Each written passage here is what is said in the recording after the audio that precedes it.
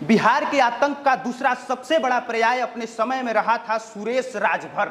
सुरेश राजभर वो नाम था कि उसका नाम सुनने के बाद लोगों में दहशत पैदा हो जाया करती थी। वक्त बीतता चला गया और 2010 में लक्ष्मणपुर गांव में भयंकर घेराबंदी हुई और एनकाउंटर हुआ। इसके बाद सामने आया उसका भाई जिसका नाम था मुन्ना राजभर, और आते ही 2017 में जेल से रिहा हुआ। और जेल से रिहा होते ही सबसे पहले उसी लक्ष्मणपुर गांव में, जिस गांव में सुरेश राजभर की पुलिस द्वारा एनकाउंटर किया गया था, उसी गांव में 3 लोगों की उसने हत्या की। इसके बाद वो फरारी पे था और आज तक फरारी पे ही रहा।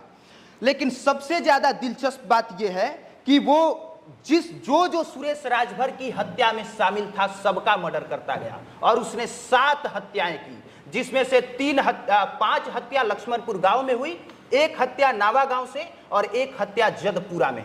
सबसे पहले सर बक्सर के एसपी नीरज कुमार सिंह है इस मुद्दे पर हमसे बात करने के लिए, क्योंकि ये वही पुलिस अधिकारी हैं जिन्होंने उस असंभव को संभव कर दिखाया जिसकी कल्पना कोई कर ही नहीं रहा था, जिस पर लोग सवाल उठा रहे थे कि पुलिस वाले खुद ही इन लोगों से मिले होते हैं, इस वजह से ये लोग गिरफ्तारी नहीं करते। सबसे पहले तो सर बहुत बहुत स्वागत है आपका पब्लिक प्लेटफॉर्म पे। बहुत बहुत धन्यवाद आपको। सर आपको लगता है कि आपने इतना बड़ा काम कर दिया है, जितना लोग उसको बड़ा सातिर और अपराधी मानते थे, आपको लग रहा है कि आपने सच में इतना बड़ा काम कर दिया? नहीं, बहुत बड़ा काम तो ये नहीं कर सकते हैं हम लोग, क्योंकि पुलिस का अमूमन यही काम है कि जो भी हमारे असामाजिक तत्व हैं, जो हिस्ट्री सीटर हैं, उनको गिरफ्तार करके बिहाइंड द बार हम लोग भेजें। तो इसमें उसी कड़ी में ये हम लोगों का मुन्ना राजभर था। जैसे कि आपको पूर्व से जानकारी है कि ये सुरेश राजभर का भाई था और काफ़ी दिनों से जो है कि हम लोगों के मोस्ट वांटेड बक्सर, गाजीपुर, बलिया के रूप में था। तो हम लोग काफ़ी दिनों से इसके लिए प्रयासरत थे और ये सुखद संयोग है कि हमारी टीम ने जो है कि इनको उसी गांव से गिरफ्तार किया जहां पर ये कुछ गलत काम करने के इरादे से आए थे। एक सवाल रहेगा सर, कठिन सवाल, और एसपी साहब हैं, कठिन सवाल पूछना बहुत आसान नहीं है, लेकिन हमारा काम है पूछना, तो पूछेंगे जरूर।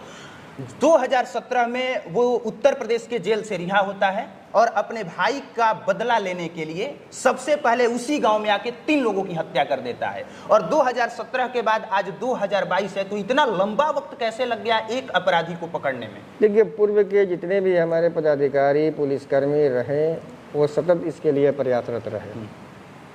जाहिर सी बात ये है कि इसने लक्ष्मणपुर में जो हत्या किया उसके बाद से इसने अपना भेष जो है यहाँ से हटा लिया। अच्छा, मतलब वेश भी बदल लिया था, नाम भी? नहीं, वेश मतलब आधार जो है यहाँ पे ये अपना राजपूत जो वेश था जहाँ पर रह के ये काम करते थे, ये चाहे इनके भाई गाजीपुर और बलिया में, तो ये जो सीमावर्ती इलाके हैं यहाँ से अपने आप को ये दूसरे जगह शिफ्ट कर लिए।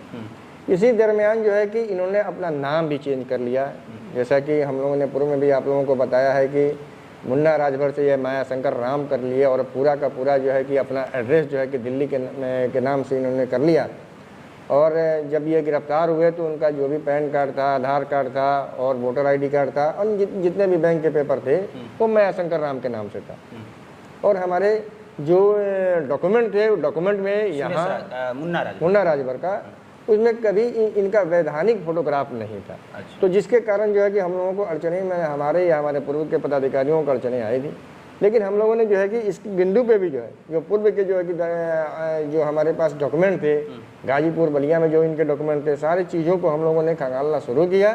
तो उसी में से हम लोगों को कुछ क्लू मिला जिसके आधार पर इनकी गिरफ्तारी हुई। अच्छा, एक ये है कि कब और कैसे कैसे गिरफ्तार हुआ, क्योंकि आप बता रहे हैं कि उसने जगह बदल दिया था, अपना नाम बदल लिया था, आधार कार्ड चेंज कर लिया था और अपने सहयोगियों को भी यहाँ तक से उसने बदल लिया था। मतलब कि सब कुछ चेंज हो गया था। पुलिस के लिए बहुत मुश्किल था। पता कैसे चला कि लक्ष्मणपुर गांव में वो आने वाला है और आप लोग जाके बिल्कुल फिल्मी स्टाइल में जाके आप लोगों ने दबोच लिया? देखिए, ये अनुसंधान का विषय है। अनुसंधान की सारी बातों को जो है कि सब जगह आदमी शेयर नहीं कर सकता है। कुछ हमारे अपने जो है कि आसूचना तंत्र देने वाले लोग थे, उनसे जो है कि हम लोग करीब या आज की बात नहीं है, जब ये चुनाव, पंचायत चुनाव, त्रिस्तरीय पंचायत चुनाव हो रहा था, उसी समय हम लोगों को कहीं से ये गुप्त सूचना मिली कि ये मुन्ना राजभर नाम का जो शख्सियत है, अपराधी है, जो सुरेश राजभर का भाई है, पहले से भी था। लेकिन कुछ लोगों को जरा बताया जा रहा है कि नहीं, मुन्ना राजभर जो है कि कहीं मारा गया है या कहीं गायब हो गया है या कहीं गैंगवार में ख़त्म हो गया है। लेकिन जो पुष्ट सूचना मिली कि नहीं मुन्ना राजभर जीवित है और यहाँ पे आता जाता रहता है, और यहाँ से जो भी जनप्रतिनिधि हैं, सभी जनप्रतिनिधि नहीं, कुछ जनप्रतिनिधि और जो गांव में जो व्यवसाय करने वाले लोग हैं उनसे ये रंगधारी लेता है। और चुनाव को प्रभावित करने के लिए ये त्रिस्तरीय पंचायत चुनाव में आया था। इसकी जो है कि हम लोगों की पुष्टि हो गई, तब हम लोगों ने अपना रणनीति परिवर्तन किया और इस पे जो भी हमारे आसूचना देने वाले लोग थे उनको हम लोगों ने एक्टिवेट किया, और यहाँ से लेकर दिल्ली और हैदराबाद में अपनी जो भी हमारे लड़के हैं जो DIU के हैं उनको हम लोगों ने भेजा, और एक एक चीज़ों को हम लोगों ने सूत्रों को तहकीकात किया और कड़ी से कड़ी जोड़ती गई और इनकी गिरफ्तारी के रूप में परिणित हुआ। सर पता नहीं आपको पता है कि नहीं पता है, 2010 में जब सुरेश राजभर का एनकाउंटर हुआ था तब बहुत सारे ऐसे लोग थे जो मानने को तैयार ही नहीं थे कि सुरेश राजभर का एनकाउंटर हो गया था। बहुत लोग ये मान रहे थे कि पुलिस ने एक झूठी कहानी गढ़ दी है और झूठ-मूठ के ये कहा जा रहा है कि सुरेश राजभर को मार दिया। इसका मतलब कि बहुत सारे ऐसे लोग थे जो सुरेश राजभर को अपना गॉड फादर मानते थे। तो आपको लगता है कि ऐसे सातिर अपराधियों को, भले अपने जाति के लिए लड़ रहा हो या न लड़ रहा है, उसको उस अपराधी को अपना गॉड फादर मानना सही है? नहीं, देखिए अब लोग क्या मानते हैं नहीं मानते हैं, लोग की अपनी मजबूरी है।